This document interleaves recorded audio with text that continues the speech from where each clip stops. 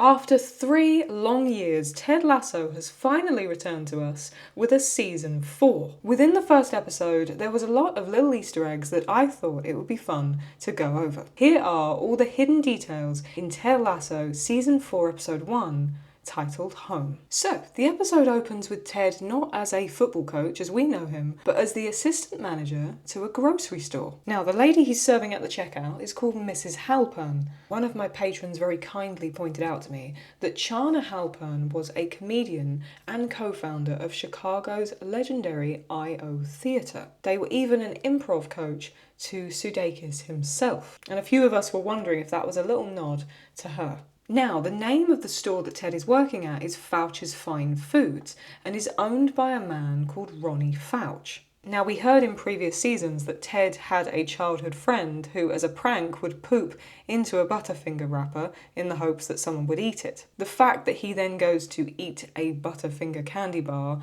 makes me think this is the same Ronnie Fouch that Ted knew from when he was a child. After the whole teaching Tyler not to steal things bit, he's heading to the front of the store where he bumps into Joe Conrad, who was a ex-American football player that Ted apparently coached. Now, of course, the first obvious detail of the episode is all the references to the Wizard of Oz. Although Ted is back in Kansas City, Missouri, he is essentially Dorothy back in Kansas. There was even some behind-the-scenes promotional material for season 4 where Sudeikis himself explains that the Scarecrow, Tin Man and Cowardly Lion essentially are going back to Kansas to fetch Dorothy. The concept of Rebecca being the Cowardly Lion is very interesting to me, especially when we see her dynamic with Alice Chilton in episode 2. But I'm jumping ahead of myself here, let's just focus on episode 1 for now. I didn't even really notice this on my first watch, but the outfit choices are really cool, especially in that scene where they show up in the car. We even hear Ted say, Rebecca and Keeley in Kansas, Higgins in shorts, oh my. I personally think that is a play on lions and tigers and bears, oh my, which is directly from The Wizard of Oz. Just to top it off, we even see Ted drinking from a Wiz mug. There is another little detail when Ted is talking to Michelle. She talks about her boss that she doesn't like, who's called Derek. If you remember back from previous seasons and the restaurant A Taste of Athens, Derek was the arsehole manager that was bossing Jade and Nate around. There is even a Derek that is referenced at the Burger Barn in Amsterdam. The four of them go to a Gates barbecue, which is actually a real restaurant in Kansas City. One of my favourite callbacks in the episode is when they're at Henry's football game. The British bunch are still trying to, figure out the geography of where they are actually in the States. And Rebecca says how many cities are in this city, which is a little callback to season 1 when Ted asks how many countries are in this country. The Cowardly Lion has been dropping barbecue sauce all over her clothes, and when she's back at her hotel room, we see her trying to clean that, and she takes a call from the Flying Dutchman. We even see her talk about him a little bit at the restaurant, and also we get a little bit of insight into Keeley and Roy. Both of them seem hesitant in their relationships and kind of skip over any of the questions that Ted is posing. I'm wondering how, as the season goes on, we're going to see those two individual relationships possibly blossom or fall apart. Lovely to hear that Mr. and Mrs. Higgins are doing well though, and they've just had underfloor heating installed in their bathroom, so good for them. Also at this football game we get a little Oklahoma callback, which I really liked. This is what Ted introduced to us way back in season 1 when him and Michelle needed to have an honest discussion together, and he taught it to Rebecca. Now seeing Michelle and Ted using that all the way in season 4, I just thought was really sweet. Whilst they're exploring Kansas City, Rebecca and Keeley go to Dazzle Me Moi, which is a very bold and flashy clothing store. Now, the owner of this store is called Tammy Deneen. We've heard of a Tom Deneen way back in season 1, who was one of Ted's hometown best friends. I think this lady right here who owns the clothing store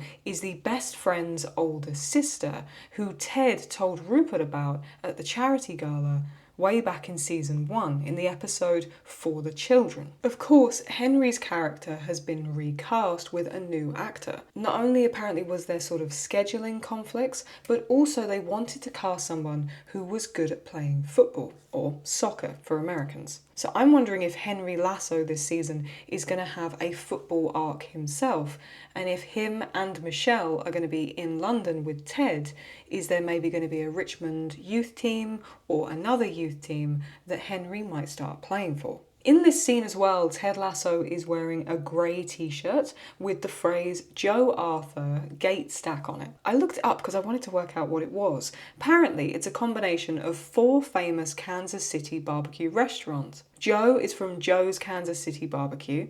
Arthur is from Arthur Bryant's. Gates is from Gates Barbecue, and Stack is from Jack Stack Barbecue. The shirt was apparently created by Brendan Curran, who is a friend of Jason Sudeikis and has a company called 3KC Clothing. When I first watched this episode, it did relieve a lot of my anxieties about season 4, and I realised that the show very much could carry on and be as good as the other seasons, but it still felt a little bit too different. Just seeing all these characters in Kansas and not in Richmond, even the humour and comedy was a little bit of a different style to what we're previously used to. There was still this kind of feeling I had about it. I don't even really know how to describe it. But when I was doing my editing and I was rewatching it and I was looking at all these little details, I realised how well it's been put together. There is so much jam-packed into this 45-50 minute episode, even things that I've probably missed as of right now. So if you do know of any, do comment them below. I would love to hear them and see what little things I've missed. Higgins, of course, wants to go to this jazz museum, but sadly it's been hired out and it's closed for the day. So instead, he goes opposite to the Negro Leagues Baseball Museum, and it is a completely real place. It was founded in 1990 and opened to the public in 1991. I loved this sequence where Higgins is walking around and we're learning more about the history of Kansas City baseball. It reminded me of some of the scenes in the episode Sunflowers, where they're all in Amsterdam, and some other little bits where history and lore is dropped in other seasons of Ted Lasso. Jackie Robinson, one of the most notable baseball players of all time, even played for them. I know Higgins jokes about how it's similar to women not being able to play football in England and all that kind of thing, and this guy's like, well, no, not really, it's a bit different, and he's not wrong. But I do like how this sets up the concept of, I suppose, minority or trying to enter sports spaces where you're not welcome, considering the line that we're going down with the rest of season 4 of women's football. I know in every way that it is not the same, but I think highlighting both of these areas of sport in this season is going to be interesting nonetheless, and I really love that they included this in the opening episode. Ted's mum is selling their childhood home, and she's basically doing like a yard sale to get rid of some stuff before she moves. Ted goes there to help her clear out some things, and for us there's some amazing Easter eggs. Not only do we see a dartboard, something that's been a crucial avenue in all 3 seasons, but also a book. The title of it is Johnny Tremaine, which is the book that Ted's dad read to him when he needed to study it for school. This is revealed to us when he's talking to Dr. Sharon and he's breaking down because he's talking about his dad's suicide. I might be looking into this too much, but I think those items were deliberately left by his mother to pick them up so that he takes them with him because, she doesn't want to sell them, and I think it's good for Ted to re-see these again. There's also a very interesting conversation here where he basically asks his mum why she doesn't ask him about his job. Ted says to his mum, do you remember when Dad used to take me to work with him and how much I enjoyed it? And you can see he's thinking about taking Henry to work with him. We know that her words of guidance really in season 3 was to maybe leave Richmond and go back to his family because that's at this point in his life what he needed. Now she's telling him to take the job. He's of course frustrated. He's like, you're sending me very mixed messages here. But she's trying to show that this is now good for him and he kind of needs something to stimulate his mind. I also love that at the end of the episode, Henry is the one that says to his dad, yeah, let's go to London. The change will essentially be sort of good for us and he wants something new within his life. Ted left Richmond for Michelle and his son. And now he's sort of rejoining Richmond for Michelle and his son, and I think for himself as well. The 4 of them head to watch yet another football game, but this time it's some women's football, and they're headed to watch a KC Current match. This is a professional women's team in Kansas City that play in the NWSL, or the National Women's Soccer League. We see Keeley being very overwhelmed and emotional when they walk out into the stadium, and apparently, according to Juno Temple, she said she was really moved by this place when they were visiting the stadium to film that scene. I think think it's really cool that they highlighted a professional women's game, even though they're going to be talking about a fictional Richmond team in the coming episodes. I just like how they put a spotlight on this. The fact that they're sat there at a women's sports game with all this energy and attention, and you can just see Rebecca sort of keep looking over her shoulder to see if Ted has made his decision yet. You got to remember, Rebecca hired him way back in season 1 to deliberately sabotage Rupert's Richmond team, and now she's looking at him almost longing for him to come back. I don't think she just wants him to come back for the team. I think there's something personal going on with Rebecca, considering all this imagery we've been shown already as well. As the three of them are preparing to get on Rebecca's jet, I think I said this in my reaction, I always forget how wealthy Rebecca is.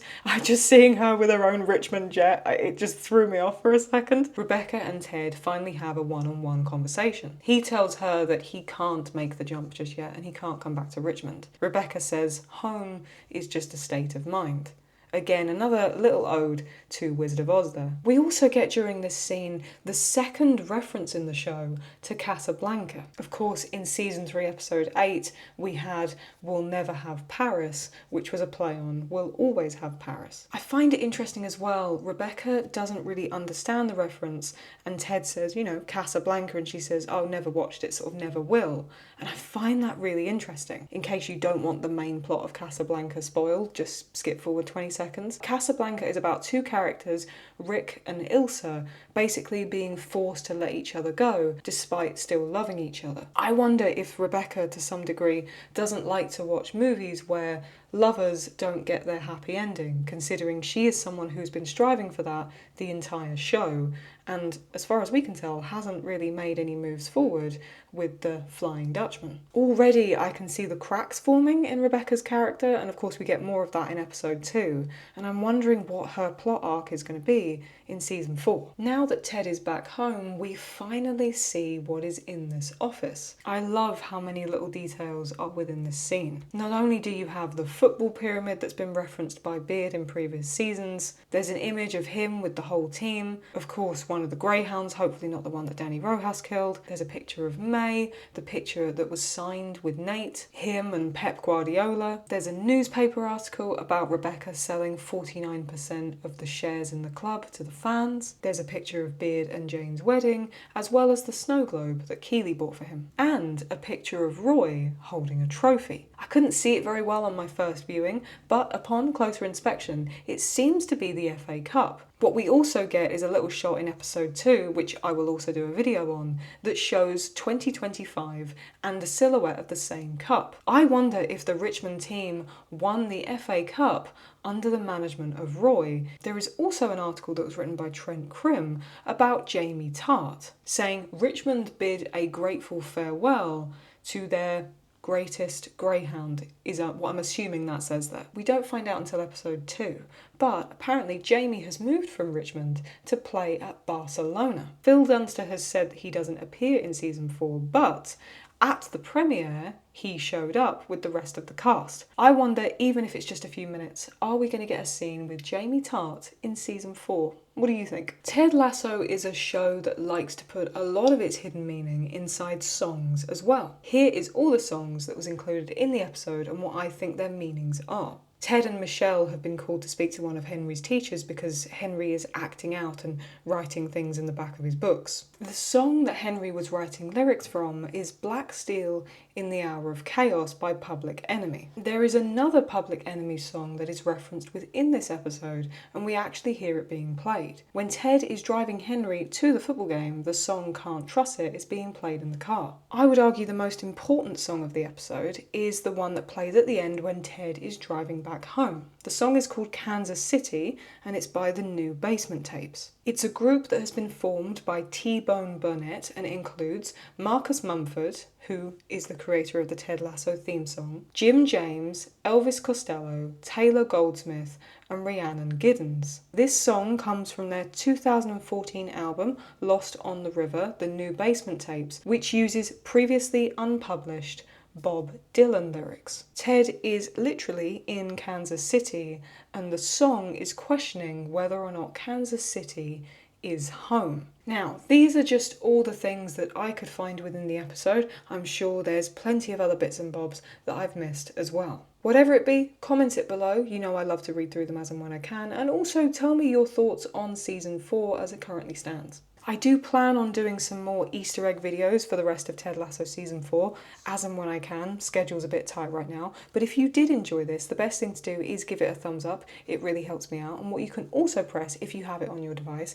is the hype button. It's a new feature that YouTube is essentially rolling out. It's completely free. All it does is push me further on the algorithm and allow other people to find my channel too. If you want to join me each week as I go through the new releases of Ted Lasso, best thing to do is to subscribe, put your notifications on, and that way you won't miss anything. As always, take very good care of yourself. Believe, and I'll see you next time. Toodles!